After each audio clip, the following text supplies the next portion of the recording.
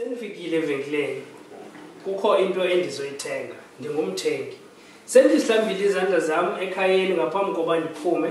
Xa ufika evenkileni, nazi izinto ongaziqaphela njengomthengi. Khupha imali yakho uthenge evenkileni loo nto uyithengayo.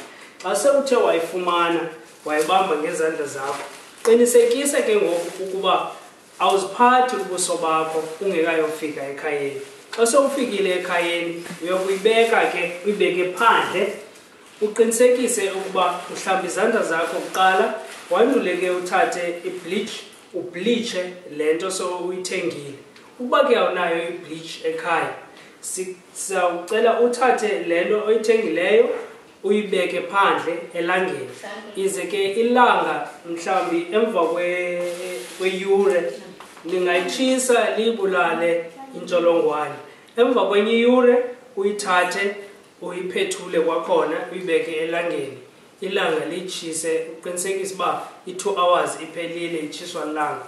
Wandule ke uyithathe into leyo oyithengileyo evenkileni ungene nayo endlini ngaphakathi. Sisonke singayinqoba le ntsholongwane i-corona. Enkosi.